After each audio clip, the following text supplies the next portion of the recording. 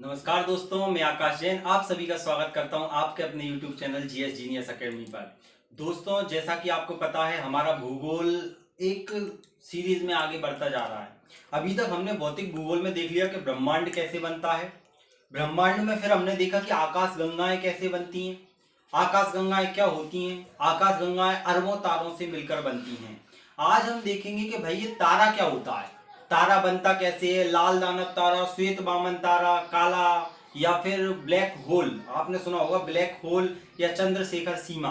तो आज हम इसी पर बात करेंगे। तो सबसे पहले हम देखते हैं तारे का जन्म कैसे होता है, तारे की मृत्यु कैसे होती है, उसके बाद सूरज पर जाएंगे। आज केवल तारा, ओनली स्टार, ठीक है। तो तारा सबसे पहले यहां पे लिख देते हैं तारे। तारे जमीन पर मूवी आपने देखी होगी, स्टार, तारे। तो सबसे पहले देखा जाए कि भैया ये तारे होते क्या हैं, क्या तारों को दूसरे का प्रकाश जरूरी रहता है कि खुद का प्रकाश होता है? तो तारे स्वयं का प्रकाश उत्पन्न करते हैं। इनमें नाभिकीय संलयन की प्रक्रिया होती है। एक एक चीज को देखेंगे, अभी शुरुआत कर रहे हैं अपन। तारे क्या होते हैं? तारे वे होते हैं जो स्वयं की ऊष्मा एवं प्रकाश उत्सर्जित करते हैं, जिनमें नाभिकीय संलयन की क्रिया होती है। मतलब हाइड्रोजन हीलियम में बदलता है, हाइड्रोजन हीलियम में बदलता है और भारी मात्रा में प्रकाश उत्पन्न करता है। तो तारे के बारे में सबसे पहले बताया था गैलीलियो ने 1609 में। ध्यान से सुनना, तारे के बारे में सबसे पहले किसने बताया था? गैलीलियो नामक वैज्ञानिक ने। गैलीलियो दूरबीन की खोज की थी 1609 में। ना दिख रहा हो तो मैं बोल रहा हूं, गैलीलियो ने 1609 में अपनी दूरबीन से, जैसे आपने देखा होंगे बहुत बड़े हब्बल टेलीस्कोप हो गया या भारत का एस्ट्रोसैट टेलीस्कोप हो गया, तो बड़े बड़े टेलीस्कोप के द्वारा क्या करते हैं, देखते हैं ब्रह्मांड की गतिविधियों को। और उसमें पता चला, इन्होंने देखा कि भैया तारा ये होता है, क्या होता है, पूरी चर्चा करेंगे। तो तारे क्या होते हैं? जिनमें स्वयं का प्रकाश होता है, स्वयं की ऊष्मा होती है, नाभिकीय संलयन की प्रक्रिया चलती है। और तारे के बारे में सबसे पहले किसने बताया? गैलीलियो ने 1609 में। अब देखेंगे तारे का जीवन चक्र कि भैया तारे का जीवन चक्र कैसा होता है। उसके बाद विभिन्न प्रकार के तारों पर बात करेंगे। तो सबसे पहले तारे का जीवन चक्र, शांति से एक एक चीज को ध्यान से सुनते चलना। तारे का, अब वो क्या लॉकडाउन चल रहा है तो अभी पेन नहीं मिल पा रहे अलग अलग कलर के, पुलिस घूम रही बाहर, क्या पता क्या कर दे। तारे का जीवन चक्र, जीवन चक्र मतलब लाइफ साइकिल। जैसे हमारा जीवन चक्र रहता है, जन्म लेते हैं, जवानी की अवस्था आती है, बुढ़ापे में चले जाते हैं और मर जाते हैं। तो ऐसे ही तारा जन्म लेता है, बूढ़ा होता है, मर जाता है। हमारा सूरज किस अवस्था में है, कैसे कैसे रंग बदलता है, ये सारी जानकारी आपको मिलेगी। शांति से सुनते जाना। तारे का जीवन चक्र, तो भाई तारा क्वेश्चन आ सकता है, तारे का जन्म कहाँ होता है, तारे का जन्म कैसे हुआ? तो ध्यान से सुनना, तारे का जन्म सबसे पहले क्या थे? धूल के बादल थे। ध्यान से सुनना, बादल थे, कुछ नहीं था, केवल बादल थे। काय के? हाइड्रोजन के बादल थे, जिसको बोला जाता है स्टॉलर नेब्यूला। नेब्यूला मतलब निहारिका, नेब्यूला मतलब निहारिका, और नेब्यूला लैटिन भाषा का शब्द होता है जिसका अर्थ होता है, ध्यान से सुनना, धूल के कण या गैस। तो ध्यान से सुनना, बिल्कुल सब क्लियर होगा। तो सबसे पहले क्या होता है, चित्र बनाता चल रहा हूं। यहां पर अपन ले लेते हैं, ये आ जाएगा अपना, मान लो स्टॉलर नेब्यूला। स्टॉलर नेब्यूला हिंदी में बोले तो निहारिका। स्टॉलर नेब्यूला बोले तो निहारिका। निहारिका क्या होते हैं? ये हाइड्रोजन के बादल होते हैं। क्या होते हैं? ये हाइड्रोजन के बादल होते हैं। तो ध्यान से सुनना एक एक चीज। स्टॉलर नेब्यूला निहारिका क्या होते हैं? हाइड्रोजन के बादल होते हैं। और नेब्यूला शब्द लैटिन भाषा का शब्द होता है जिसका अर्थ होता है गैस। तो इसमें भारी मात्रा में हाइड्रोजन गैस भरी हुई है, ये बादल हैं। अब क्या हुआ, कुछ समय बाद इसके गुरुत्वाकर्षण के कारण ये हाइड्रोजन के बादल पास में आने लगे, इनमें संकुचन होने लगा। ध्यान सुनना, तारे का जन्म देख रहे हैं। तारे का जन्म कहां से होता है? निहारिका से होता है, गैसों के बादलों से होता है। अब कैसे होगा ये देखते हो, कैसे मरेगा ये देखेंगे। तो हमने देखा कि भैया स्टॉलर, नेब्यूला, निहारिका हाइड्रोजन गैस के बादल हैं, गैस हैं इसमें, हाइड्रोजन, हीलियम, रेडिएशन निकल रहे हैं इसमें से। अब देखते हैं क्या होगा। अब इसमें गुरुत्वाकर्षण के कारण क्या हुआ? इन बादलों में खिंचाव हुआ। अब इन बादलों में क्या होने लगा? खिंचाव होने लगा अंदर की साइड। तो ये घूमने टाइप के लगे, ध्यान से सुनना, ये क्या होने लगे? पास में आने की कोशिश करने लगे, सिकुड़ने लगे, सारा का सारा, पूरा का पूरा जो भी धूल थी या फिर रेडिएशन था या फिर गैसें थी, पास में आने की कोशिश करने लगी। इससे जन्म हुआ आदि तारा, प्रोटो स्टार। तो क्वेश्चन आ सकता है निहारिका के बाद कौन सी स्टेप आती है? तो आदि तारा। देखो कोई भी एग्जाम हो, बहुत इंपॉर्टेंट है ये, और ऐसे कोई भी नहीं बताएगा, और आपकी इच्छा। देखो आदि तारा, आदि तारा, प्रोटो स्टार, प्रोटो स्टार। तो ये क्या हो गया? धूल, जो आपके हाइड्रोजन के बादल थे वो पास में आने लगे, पास में आने के कारण क्या हुए? वो तेजी से घूमने लगे, तेजी से घूमने लगे, तो आदि तारे का जन्म हुआ। अब घूमने के कारण घर्षण उत्पन्न हुआ, हाइड्रोजन जलने लगा, मतलब हाइड्रोजन हीलियम में बदलने लगा, हाइड्रोजन हीलियम में बदलने लगा, नाभिकीय संलयन की क्रिया शुरू हो चुकी है। मतलब हाइड्रोजन हीलियम में बदलने लगा, मतलब नाभिकीय संलयन होने लगा है। और नाभिकीय संलयन होगा तो क्या होगी? ऊष्मा निकलेगी, खुद का प्रकाश उत्सर्जित होगा। तो ध्यान से सुनना, अब क्या होगा? अब जन्म होगा तारे का। अब किसका जन्म होगा? तारे का जन्म होगा। तो ये बहुत अच्छी बात है कि भैया हमारे तारे ने क्या कर लिया? जन्म ले लिया। ये हमारे तारे ने क्या कर लिया? जन्म ले लिया। अपन ने ऐसे बना दिया, कोई दिक्कत नहीं, तारे ने जन्म ले लिया। इसमें क्या हो रहा है? हाइड्रोजन हीलियम में कन्वर्ट हो रही है। ध्यान से सुनना, हाइड्रोजन हीलियम में बदल रही है और इसमें ऊष्मा और ऊर्जा उत्पन्न हो रही है। तो ध्यान से सुनना, ये हो गया तारे का जन्म। तारे का जन्म हो गया, ध्यान से सुनना, बहुत गंभीर स्थिति है। तारे का जन्म, जैसे हमारे सूरज का जन्म हुआ, ऐसे ही यहाँ पर ये तारे का जन्म हो गया, मतलब हाइड्रोजन हीलियम में परिवर्तित होने लगी। अब क्या होगा? क्या ये ऐसे ही बना रहेगा? क्या होगा? ध्यान से सुनना। तो अभी तक हमने देखा कि भाई निहारिका हाइड्रोजन के बादलों से क्या हुआ? तारे का जीवन शुरू हुआ, आदि तारे में बदला, धीरे धीरे ये क्या होने लगी? गैस पास में आने लगी, जिसके कारण हाइड्रोजन हीलियम में बदलने लगी, और क्या हो गया? तारे का जन्म हो गया। अब सबसे इंपॉर्टेंट काम शुरू होने वाला है, तो ध्यान से सुनना। अब होने वाला क्या है? थोड़ा जगह कम है, अपन देखते हैं अब क्या होगा। अब तारे के केंद्र में हाइड्रोजन हीलियम में जल्दी जल्दी बदलेगा, पास में है तो पास में जल्दी जल्दी घर्षण होगा, जल्दी जल्दी घर्षण होगा। ध्यान से सुनना, बहुत तेजी से बीच वाले हिस्से में, जबकि बाहर वाले हिस्से में क्या होगा? धीरे धीरे धीरे क्या होगा? हाइड्रोजन हीलियम में बदलेगा। तो बता जल्दी कहां का खत्म हो जाएगा? केंद्र वाला जल्दी जल्दी जल रहा है, मान लो दो जन है, एक बीच में बैठा है और एक साइड में बैठा है, और कुछ खा रहे हैं चीजें। बीच वाला जल्दी जल्दी खा रहा है और दूर वाले धीरे धीरे खा रहे हैं, तो किसका जल्दी खत्म हो जाएगा? बीच वाले का। तो इसमें क्या हुआ? हाइड्रोजन हीलियम बीच में जल्दी जल्दी से क्या होने लगी? जलने लगी, और बाहर वाले सतह पर क्या होने लगी? धीरे धीरे जलने लगी। इसके कारण क्या हुआ? बीच वाले हिस्सा ठंडा होने लगा और साइड वाला हिस्सा भी जलने ही लगा। इससे जन्म हुआ लाल दानव तारे का। ध्यान से सुनना, रेड जाइंट, लाल दानव तारा। अभी अपन देखते हैं यहाँ पर, ये जन्म हो गया अपना लाल दानव तारे का। किसका जन्म होगा? यहाँ पर लाल, कलर नहीं है मेरे पास, पेन नहीं है, इस चक्कर में अभी देखेंगे। ध्यान से सुनना, यहाँ पर जन्म हो गया, ये वाला हिस्सा क्या हो गया? बाहर वाला लाल लाल हिस्सा होगा, बीच में क्या हो गया? हाइड्रोजन हीलियम में बदलने लगा, हीलियम कार्बन में बदलने लगा, और कार्बन आयरन में बदलने लगा। प्रक्रिया क्या हो रही देखना। अभी हाइड्रोजन क्या होने लगा? हीलियम में बदलने लगा, हीलियम कार्बन में बदलने लगा, और कार्बन आयरन में, मतलब लोहे में बदलने लगा, आयरन में बदलने लगा, और जन्म हो गया लाल दानव तारे का। लाल दानव तारा। तो लाल दानव तारा क्या होता है? जब तारा धीरे धीरे क्या होने लगता है, केंद्र में ठंडा होने लगता है, उसकी हाइड्रोजन पूर्ण रूप से हीलियम में बदलने लगता है, सतह पर यह प्रक्रिया धीरे धीरे चल रही होती है, ऐसे में तारा लाल कलर का दिखाई देता है, इसे लाल दानव तारा बोला जाता है। ऐसा क्यों होता है? केंद्र में हाइड्रोजन हीलियम में बदलता है, हीलियम कार्बन में बदलता है, कार्बन अंत में लोहे में बदलने लगता है और लोहा ठंडा होने लगता है।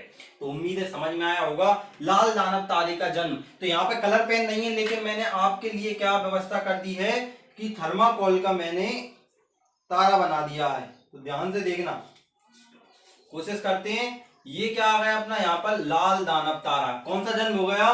तारे के जन्म के बाद में लाल दानव तारे की उत्पत्ति हो चुकी है। अब लाल दानव तारा हो गया भाई, अब क्या होगा ध्यान से सुनना। बीच वाला हिस्सा लोहा है, ठंडा हो रहा है, ठंडा, और आइट साइड में गर्मी है, तो क्या होगा? ठंडा होने के कारण वो सिकुड़ेगा, जिसके कारण उसमें विस्फोट होगा। तो लाल दानव तारे की प्रक्रिया के बाद में तारे में होता है सुपरनोवा विस्फोट। कौन सा विस्फोट? सुपरनोवा विस्फोट। तो ध्यान से सुनना, अब क्या होगा लाल दानव तारे के बाद में सुपरनोवा विस्फोट। सुपरनोवा, सुपरनोवा,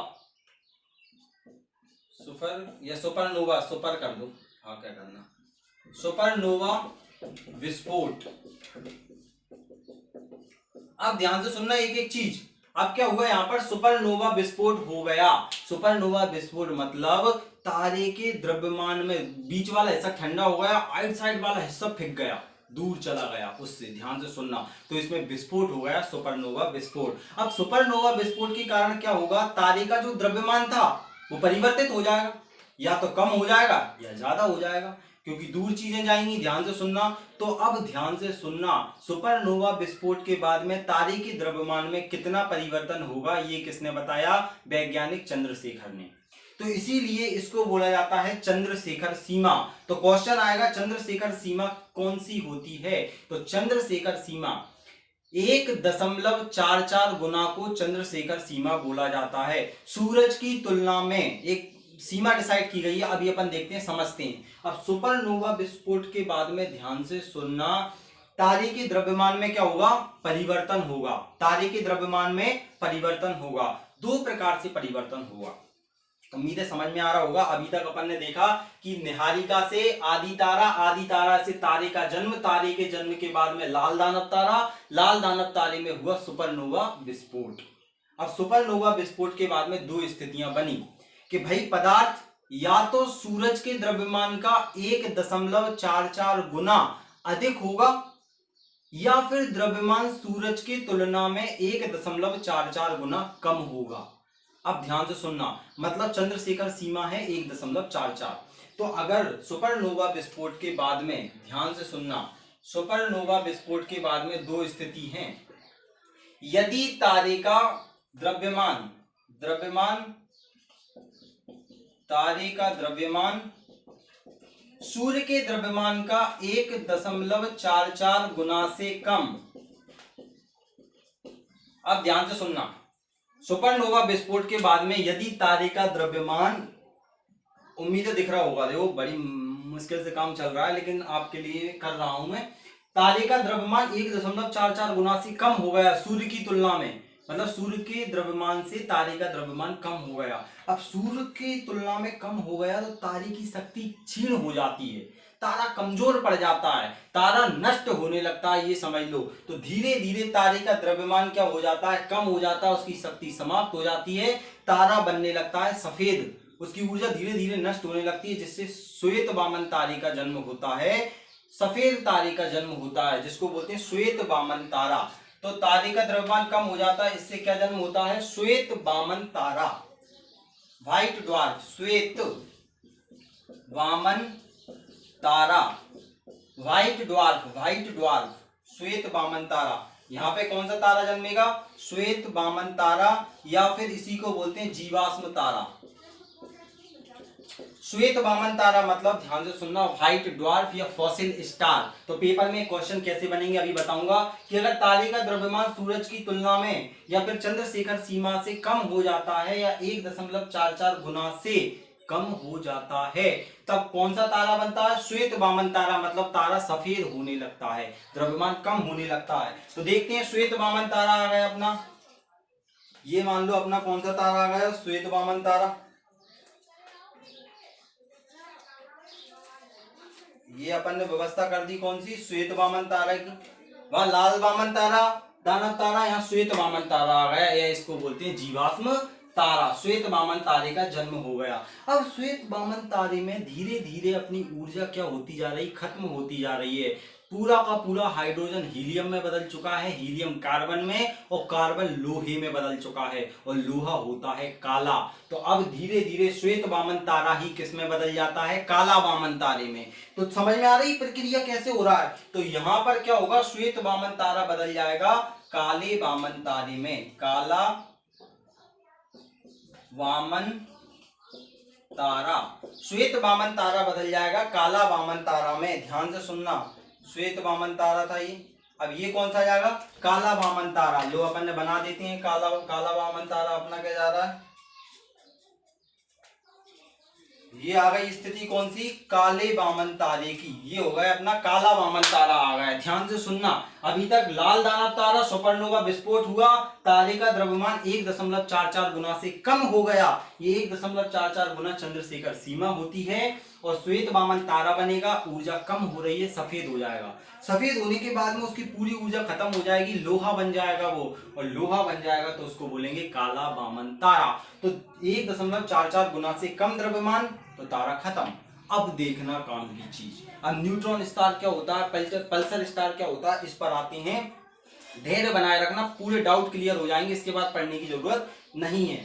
सुपरनोवा विस्फोट के बाद यदि तारे का द्रव्यमान सूरज की तुलना में, यदि तारे का द्रव्यमान सूरज की, सुन रहे हो ना तुम, यदि तारे का द्रव्यमान सूरज की तुलना में 1.44 गुना से अधिक होता है, मतलब ऊर्जा सूरज से ज्यादा है, तब क्या होगा? मतलब ध्यान से सुनना, यदि तारे का द्रव्यमान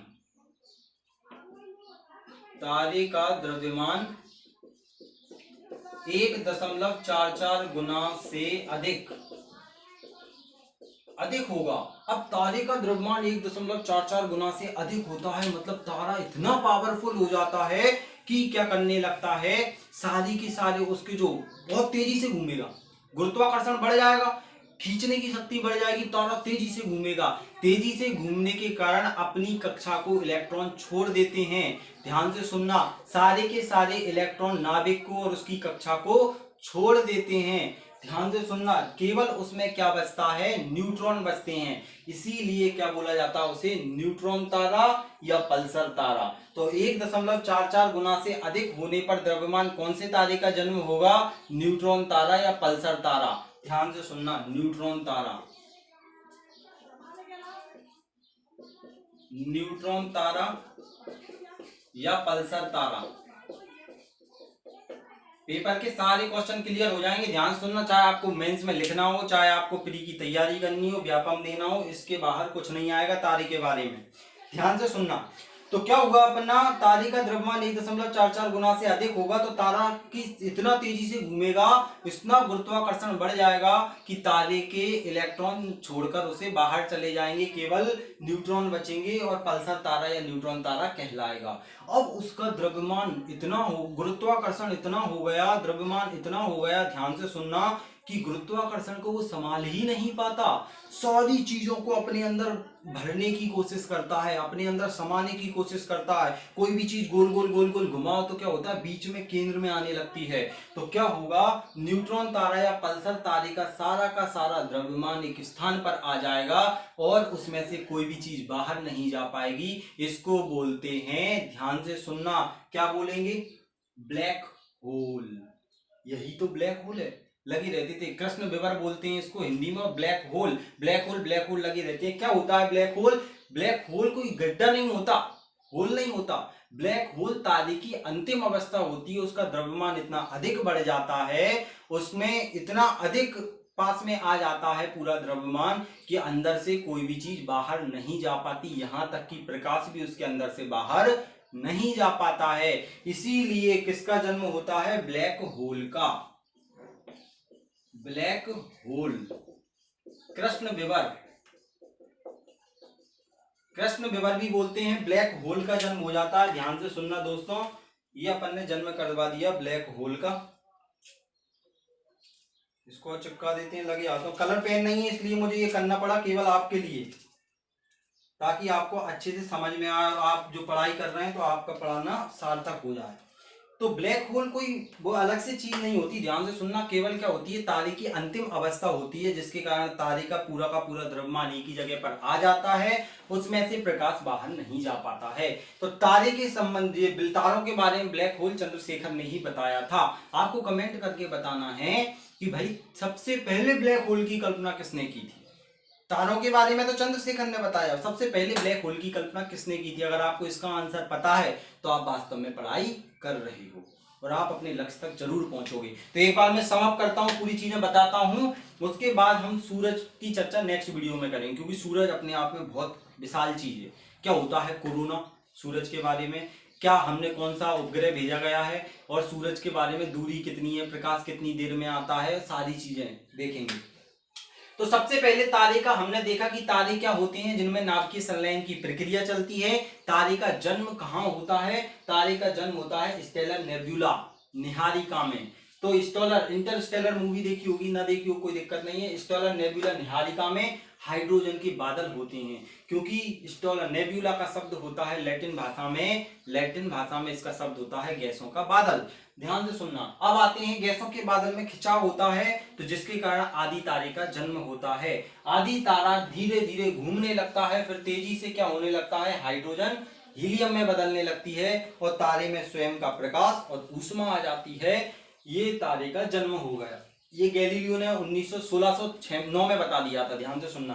अब ये क्या होगा, तेजी से घूमने लगेगा, जिसके कारण क्या होने लगता है, तारा हाइड्रोजन हीलियम में बदलेगा, हीलियम कार्बन में बदलेगी, कार्बन लोहे में बदलेगा, और तारा बाहर से क्या होगा, लाल दिखाई देगा, अंदर से ठंडा होगा, जिसके कारण लाल दानव तारे का जन्म होता है। लाल दानव तारे में सुपरनोवा विस्फोट होता है। सुपरनोवा विस्फोट के कारण दो घटनाएं होती हैं, या तो उसका द्रव्यमान ज्यादा हो जाएगा या उसका द्रव्यमान कम हो जाएगा। यदि उसका द्रव्यमान कम हो जाता है तो श्वेत वामन तारा या जीवाश्म वामन तारा बनता है, जिसकी ऊर्जा धीरे धीरे घटने लगती है, और लास्ट में काला वामन तारा, मतलब एक काले रूप में वह आ जाता है, ऊर्जा नष्ट हो जाती है, तो उसे काला वामन तारा बोलते हैं। ये कम वाला द्रव्यमान है। अगर द्रव्यमान सूरज की तुलना में 1.44 चंद्रशेखर सीमा से ज्यादा हो जाता है तो तारा इतना तेजी से घूमने लगता है कि सारे के सारे इलेक्ट्रॉन कक्षा को छोड़ देते हैं, केवल न्यूट्रॉन बचते हैं, इसीलिए इसे न्यूट्रॉन स्टार या पल्सर तारा बोलते हैं।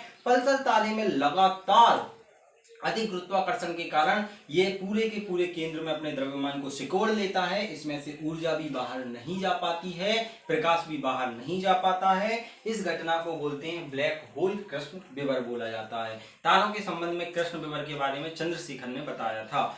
इसीलिए अमेरिका ने, ये भारतीय मूल के व्यक्ति थे, अमेरिका ने चंदा दूरबीन भेजी थी। एक सैटेलाइट रहता है जिसमें दूरबीन लगी रहती है, मैं कभी आपको टेक्नोलॉजी पढ़ाता हूं मेंस में, तो उसमें आपको बताऊंगा। तो क्या होता है, चंदा दूरबीन लगी होती है, वेधशाला होती है, वो क्या होती है बाद में चर्चा करेंगे।